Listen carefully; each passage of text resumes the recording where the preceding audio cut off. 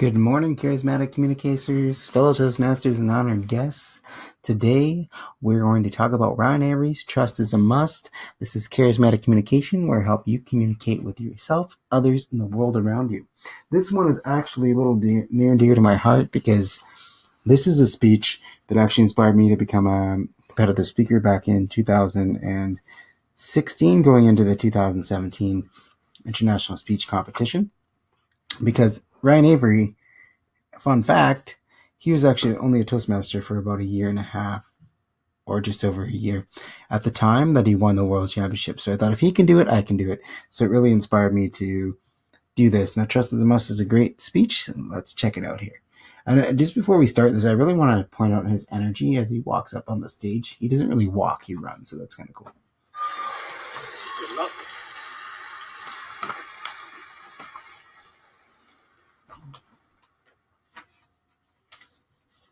I'm at the altar, sweating in my wool suit.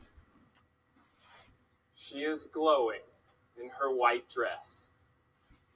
Asks me the most important question of my life. Ryan, do you promise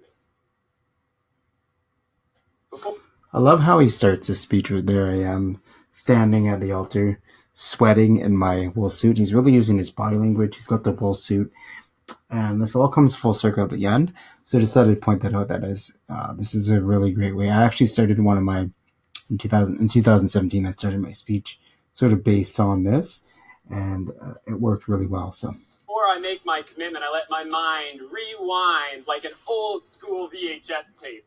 I also like to point out the use of the stage use. He's rewinding himself, and he's not just rewinding, he's saying like an old school VHS tape, and he's really moving his arms, and he's walking backwards. So it really helps the audience visualize where he's going, and he's also using his great word use there. So, and it takes me back to high school when I would plead with my mom to let me go to parties. So I also like to say, like, he moves around the stage so well that it's hard not to watch him. He's really entertaining, and he's pleading with his mama now. And I love how he just kind of swoops across the stage. It's really cool. Mom, please let me go. There'll be no alcohol, I promise. Mom, in her nightgown and bunny slippers, smiled sweetly. All right, I trust you. Mr. Contest Chair, fellow Toastmasters. I'd like to point out the bunny slippers here as well. This is really going to help you visualize Mama, and has a really important part of the speech. I actually watched one of his trainings of Ryan Avery, and he was saying that his mentor and his coach was telling him to drop the prop and just say bunny slippers, because he was going to bring the bunny slippers. But I think that might have been distracting. When you're using props, you really want to make sure how you're going to get them there, what you're going to use them, where you're going to put them on the stage. Because when you're holding something in your hand, like as I've personally been a part of, when you're holding something in your hand, it's distracting to the audience. So you need to be able to really quickly get that prop away if you're going to use it. So, anybody who's ever lied to Mama before. We're having fun in a field in small town Texas. My friend Taylor passes me another beer when bright lights freeze us in place. I love his facial features there too. He's really acting this out. He's got the beer in his hands, his deer in the headlights look there. And you're going to be introduced to a few more characters where he really helps you visualize with his body language and the word use that he uses. So let's meet Sheriff Snodgrass. Place. The man behind the light, big belly over a belt buckle, lip full of dip. Sheriff Snodgrass. Caught us red-handed, red solo cups in hand. Boys, it's your lucky night. Either fill this bag to the top with cigarette butts, or... Well, he uses the spit, like a lip full of dip. If you don't know what dip is, it's like a tobacco chew that people put in their mouths and they spit it out. So Sheriff Snodgrass has got a lip full of dip. He's spitting, and Ryan's really portraying him with this, grabbing his belt buckle and putting his belly out there. So I really think this is a perfect use of body language, and also helping you visualize the characters of his story. we start calling mamas. Start calling mamas. We Yeah. grabbed that bag, and there we were, 3 macho teenagers, Taylor, Eric, and, well, 2 macho teenagers and me. So this is a little self-deprecating humor, and you can use this if you want, if you can use it correctly. 3 macho teenagers and me. Ryan Avery may come across as not as macho as some men, so he knows that, right? So he's going to bring that into play.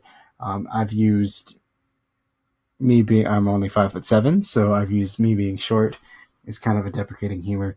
It's good to use. Just make sure you know how to use it, and make sure that you know when you're really putting yourself down. But the difference between putting yourself down and using self-deprecating humor. Crawling. So this is really cool too. He's actually getting on the ground and he's crawling through the mud and the muck and picking up these cigarette butts. So this is a good, if you're competing in the speech contest, really use your body language. Like really get in there and leave nothing on the table, like Ryan's going to do right here. My sober state, collecting soggy cigarette butts all night. Next morning, we took that bag, we dropped it off at the station. There is some angry Southern woman yelling in a nightgown, and now there's an angry Southern woman. Who do you think that is? And you're going to see the bunny slippers come into play here. Let's watch. Bunny slippers? Like a human bulldozer, Mom plows through the crowd, son. Like a human bulldozer, Mom plows through the crowd. Now, this is him portraying his mother, and he does a really good job, just like Sheriff Snodgrass, of really getting into the character and really making you feel like his mother in the bunny slippers is there. What happened? Mom, if you ever worried about me smoking, don't. Guys and I had to pick up 5 pounds of cigarette butts. Why, Ryan? There was alcohol at the party, Mom. Son, I'm disappointed. Worse, I can't believe you. Trust is a must. So here's Ryan's phrase that prays it. Also, fancy that, it's the name of the speech, which if you've been watching these videos, you'll see that most of the World Championship speeches, the name of the speech is the message that helps the audience get that through to them. So if you're going to name your speech anything, name it the message that you have that is easy to remember, maybe one couple words, a sentence that the audience is going to be able to take home, not only at Toastmasters conference or the competition, but also 3 days later, a week later, a month later, a year, when they need to hear that trust is a must. You want them to bring that into their mind when they have those difficult situations in life, so you can help them, impact them, and help them get it through whatever obstacle they have. So let's listen to this. Times have changed. When Dad and I were your age, we picked up 7 pounds. Really funny use of humor there.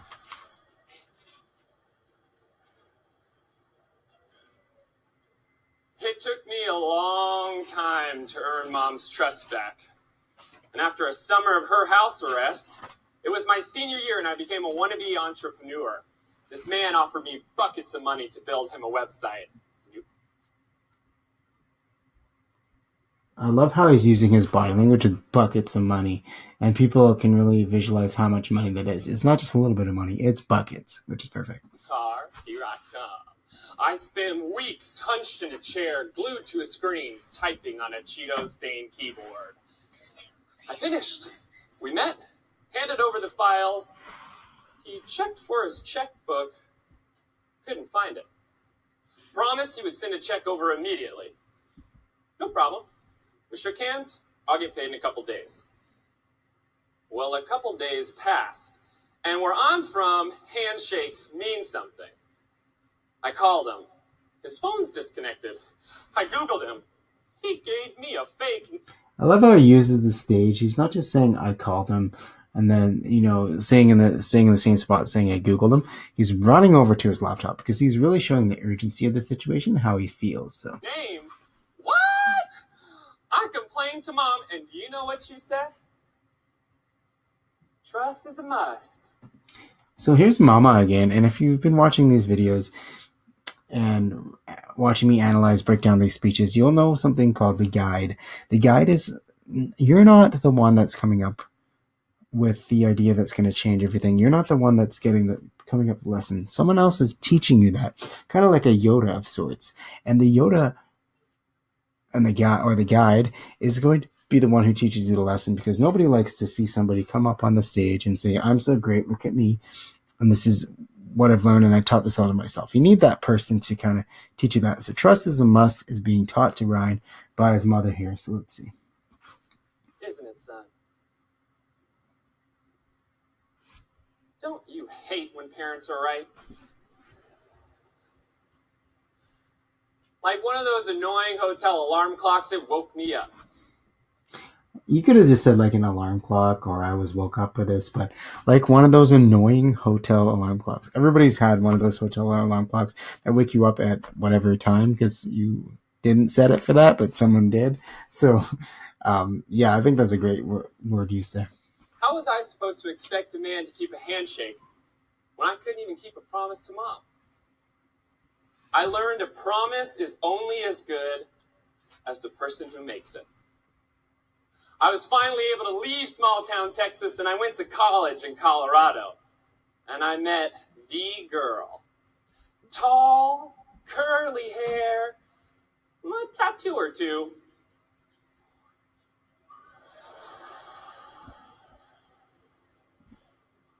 She is beautiful, and I'm just some punk with pimples. And after a few hours of laughing, she is bringing home to mama material. A couple dates later, I was up front and honest. Chelsea, I'm not looking for a girlfriend, I'm looking for a wife. I'm leaving the country, won't be back for 7 months, and I want kids. Warning though, this, 12 pounds at birth. I love how he uses this. I was 12 pounds at birth. And then he apologizes to his mother after this. And this is just adds a lot of humor and also sets things up for a little while later. So let's watch. Sorry, Mom. I have no idea how I convinced that girl to be my girlfriend, but I did. And we started building our foundation of trust 3,000 miles apart. I wrote her a handwritten letter every day while I was gone. I doodled what our future kids would look like. Dreamed of still holding her hand at 90. Decided no bunny slippers. When I got back home, I met with Chelsea's parents, and I got that seal of approval. I told them, one day I'll have more business experience. I'll do my best raising a couple 12-pound babies. There's that 12-pound babies thing where he kind of brought that back into play, which I think was kind of cool. I will love that girl. Her curls turn gray. For the wedding, my mom reminded me that trust is a must. I want this marriage to last. So here's his mother, and she reminds him that trust is a must. So that's the name of the speech. It's been put throughout the whole entire speech, and now it's here at the end. And it's the lesson that he's learned, and it's the lesson that he wants the audience to really get. And that's the lesson that's going to come up for anybody who's seen this speech. Weeks, months, years later, they're still going to remember trust is a must, and they're going to put that to Ryan Avery for this speech. I am at the altar, sweating in my... So before we get into this, I just want to point out that this is how it brings everything full circle from the very beginning of the speech. Now he's coming back to that same spot, being at the altar, and it really ties everything together. I will suit. And Chelsea is glowing in her white dress. Chelsea, I promise. So that is Ryan Avery's Trust is a Must. This one is specifically special to me because it inspired me to be a Toastmaster competitive speaker. So I just had a question for you. If you guys want to comment below, just tell me, if you're a competitive speaker, what was the moment where you realized, hey, there is a world champion of public speaking championship? Because I know a lot of Toastmasters don't even know that it exists, don't even know it's out there, but Once you find it and you want to become a competitive speaker, you kind of get the bug for that, right? You want to try and try and try, and just what was that moment? What was that speech? Who was that person? What was that thing that was kind of the catalyst for you to become a competitive speaker? If you want to comment below, I'll be happy to. Love to see your answers, and I'll be happy to talk with you guys a little bit. And if you have any questions or anything you need to help me with, just comment on this video, comment on any of my videos. I'll get back to you with an answer if I can. This is Charismatic Communication. I'm AC Osberg. I help you communicate with yourself, others, and the world around you. Trust is a must. So go out there and build that trust with your audience, and you have yourself a meaningful day. And if you're a competitive speaker, I'll see you all on the stage.